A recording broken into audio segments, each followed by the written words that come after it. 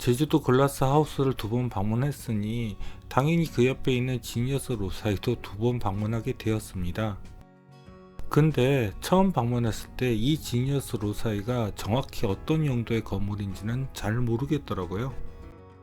2번째 방문 때에는 아르누보 공예품을 전시하는 유밀미술관으로 변경되었습니다. 근데 건축적으로는 첫 번째 비어져 있었던 지니어스 로사이가 더 나았던 것 같긴 한데요. 원래 이 작품의 명칭인 지니어스 로사이는 고대 로마 신화에서 땅의 수호신을 일컫는 말이었다고 합니다. 안도 다다오의 지니어스 로사이를 소개하는 저는 여러분과 함께 건축의 길을 같이 가는 Cinema C Architecture A Psychoanalysis P 카푸 채널의 앞에입니다.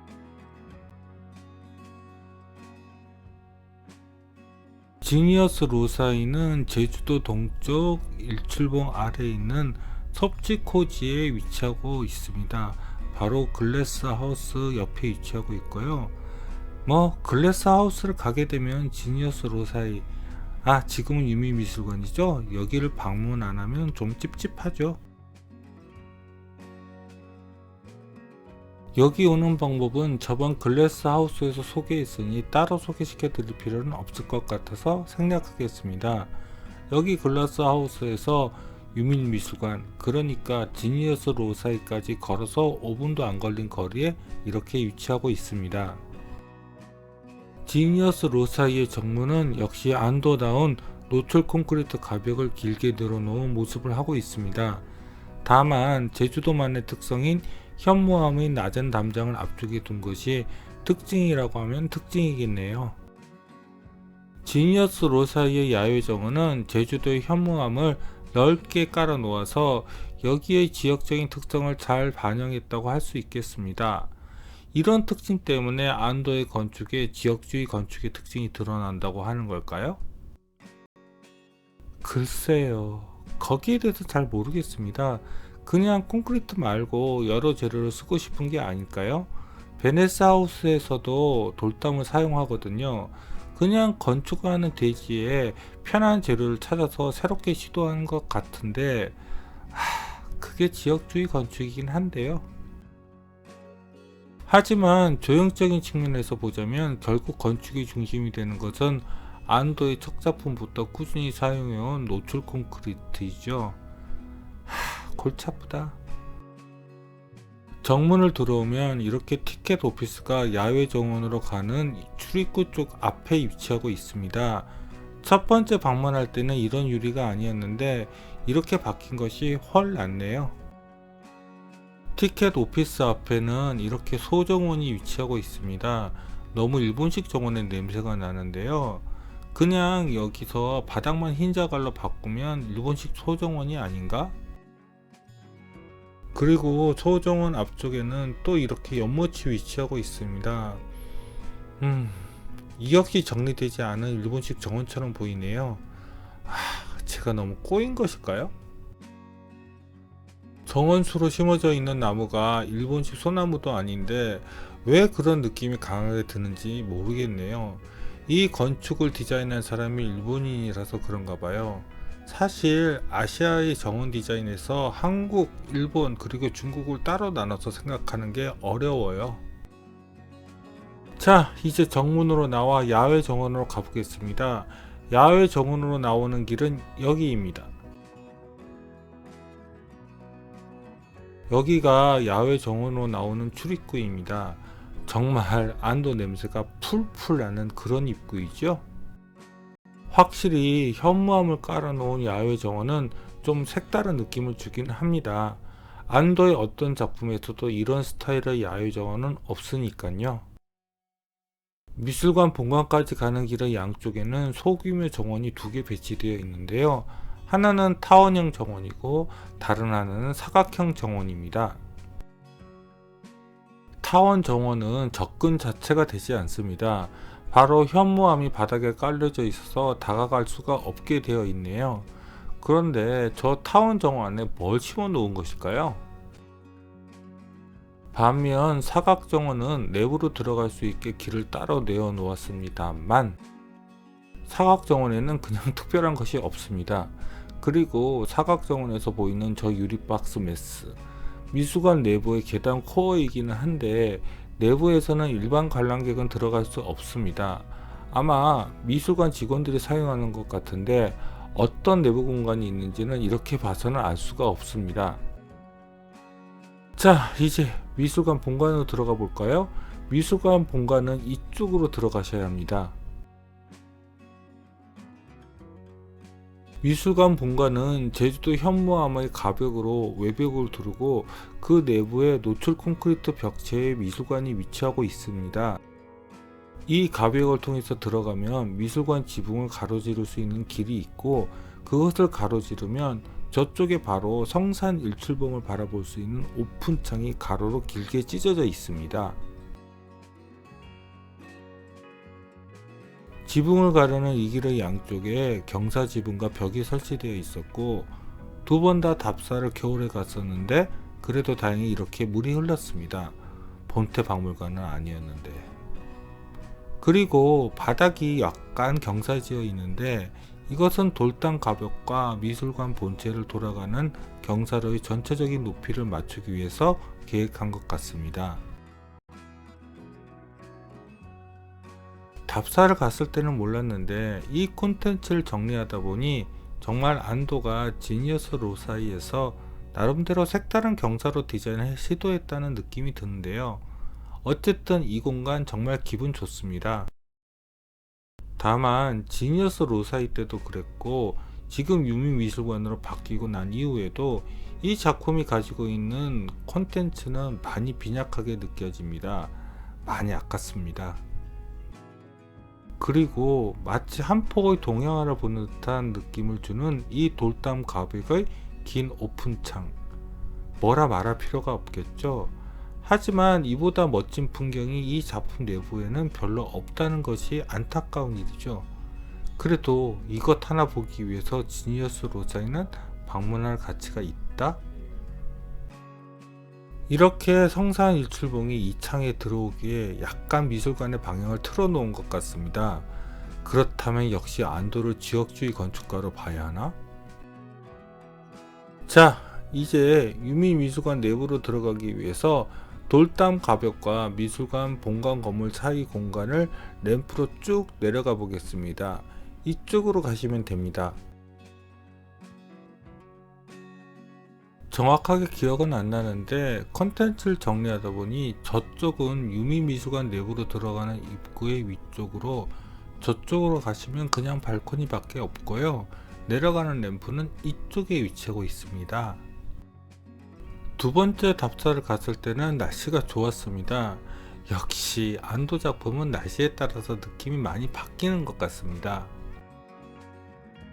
나중에 뮤지엄 산도 소개해 드릴 텐데 뮤지엄 산도 이렇게 바깥쪽에 돌담이 있고 안쪽에 노출 콘크리트 벽체가 있습니다. 다만 저 하늘로 열려져 있는 공간이 지붕으로 닫혀져 있는 것이랑 돌담이 현무암을 사용하지 않았다는 정도의 차이만 있지요. 그런데 저는 개인적으로 이게 더 낫네요. 저기 중간에 있는 브릿지가 바로 미술관 본관 지붕으로 들어가는 것입니다. 정말 유민미술관의 컨텐츠만 제대로 갖추고 있었다면 이 미술관도 안도 작품에서 손꼽히는 작품이 될 수 있었을 텐데요. 이제 램프를 다 내려왔네요. 네, 저쪽 아래로 들어가시면 이제 본격적으로 지니어스 로사의 내부로 들어갈 수 있습니다. 이쪽은 내부 복도로 들어가는 입구 앞에서 램프 공간을 바라본 곳입니다. 그런데 지니어스 로사의 돌벽은 정말 압도적이긴 하네요. 이제 지니어스 로사이의 내부로 들어가 볼 것입니다. 원래 지니어스 로사이가 명상센터로 만들어져서 그런지 현재 유민미술관으로 개조된 이후 사실 전시를 하기에는 공간이 적합하지 않아 보이기는 합니다. 그럼 이제 본격적으로 내부를 볼까요? 지금 이 평면은 유민미술관으로 개조된 이후의 평면인 것 같습니다. 아까 전 처음 들어오는 내부 입구가 바로 여기고요. 여기는 내부 복도입니다. 이쪽 사진은 두 번째 방문대였고 이쪽 사진은 첫 번째 방문대였는데 역시 해가 강할 때가 훨씬 더 좋지요. 안도는 노출 콘크리트 표면을 처리해 놓았기 때문에 이렇게 빛이 노출 콘크리트에 반사되어 내부까지 끌려 들어오기까지 합니다. 정말 반짝거리지 않나요? 이 복도를 쭉 따라가시면 여기에 미술관 내부로 들어오는 입구가 있습니다. 그리고 이쪽으로 들어오시고 여기를 돌면 바로 신발장이 나옵니다. 원래 명산센터로 쓰이던 곳이라 여기서부터는 신발 대신 준비된 슬리퍼로 갈아 신어야 합니다. 그런데 첫 번째 방문 때는 우드벤이어도 또 다른 것이었는데 조명도 훨씬 더 어두웠던 것 같습니다. 근데 바뀐 게 낫다. 미술관 내부 평면은 십자형 복도로 전체 4개 영역으로 나눠지고 십자형 복도의 중심에는 원형의 공간이 있습니다. 처음 방문했을 때는 원형 공간의 한쪽을 낮은 돌담으로 막아놓고 안쪽으로 들어가지 못하게 했습니다. 그런데 지금 저 돌담이 없어졌는데도 이 안쪽으로는 못 들어가게 했던 것 같습니다. 그런데 이 원형 공간 느낌이 많이 약하다. 자, 그럼 입구 공간을 제외한 세 곳의 공간들을 살펴볼까요? 먼저 현재 영감의 방으로 쓰이는 공간부터 살펴보겠습니다. 영감의 방도 내부의 사각형 공간을 둘러싸는 또 하나의 블록 가벽이 있어서 미술관 외부를 둘러싸고 있는 노출 콘크리트 가벽으로 인해 복도 공간들이 형성되어 있습니다. 이런 공간 구성 방법은 무레저를 좀 연상시키는 것 같네요. 상부에 열려져 있는 고측장이 굉장히 인상적이고요.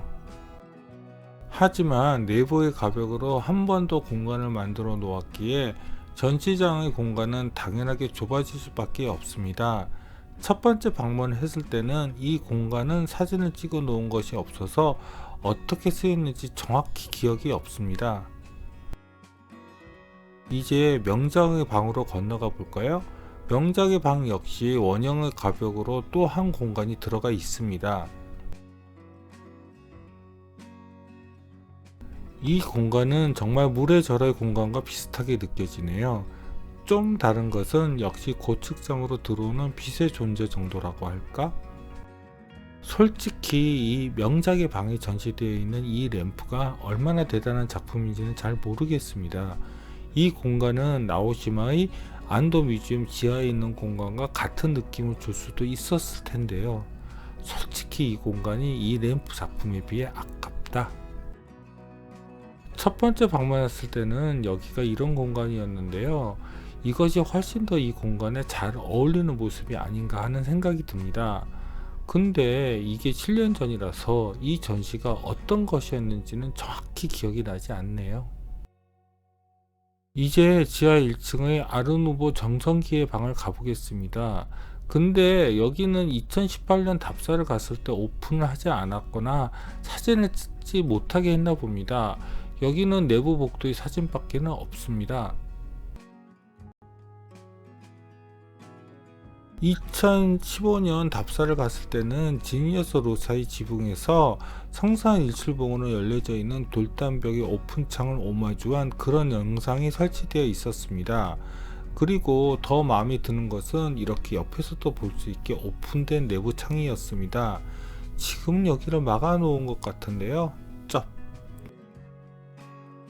지니어스 로사에는 이렇게 4개의 방에 고측장이 있어서 외부의 빛이 내부로 쏟아져 들어올 수 있도록 되어 있습니다. 이 효과를 뮤지엄 산에도 사용하려고 한 것 같은데 이 느낌은 나지 않는 것 같습니다. 이제 1층으로 올라가 볼까요? 1층 공간은 이 부분밖에는 안 되는 것 같습니다. 나머지 공간들은 다 지붕 아래까지 사용하는 것 같습니다. 1층으로 올라가는 계단은 이것입니다. 사실 이 공간을 1층이라고 해야 하는지는 모르겠습니다. 저는 개인적으로 여기는 일종의 다락 같은 공간이라고 생각이 들던데요. 1층으로 올라가는 계단과 입구 모습입니다. 계단은 저기서 한 번 더 꺾입니다. 꺾이면 마치 지붕 아래 다락을 올라가는 듯한 계단이 이렇게 나옵니다. 2015년 답사를 갔을 때는 원래 여기가 카페였던 것 같은데 영업을 안 한 지 꽤나 된 것 같아 보였습니다. 정말 아까운 공간들. 유미미술관으로 바뀌고 난 이후에도 별반 달라진 것 같지 않습니다. 이 방의 명칭을 아르데코의 램프라고 정했는데 글쎄요. 제가 잘은 모르겠지만 아르데코의 등은 이런 모습이 아닐 텐데요. 그냥 유미미술관 관장님이 램프를 좀 많이 모아 놓으셨구나 하는 생각밖에는 들지 않네요. 전시품의 문제도 있고 전시의 문제도 있는 것 같습니다. 사실 미술관으로 바뀌었다고 해서 기대하고 다시 방문했는데 나오고 급 우울해졌습니다. 다시 말씀드리지만 지니어스 로사이는 좀만 더 공간에 대한 이해가 있는 사람이 이 공간을 다루었다면 훨씬 더 좋은 미술관이 될 수 있었을 것 같은데요. 이건 단순히 전시품의 문제는 아닌 것 같습니다. 그럼 다음 콘텐츠 기대해 주시고 구독과 좋아요 부탁드리며 이상 카프 채널의 아페이였습니다.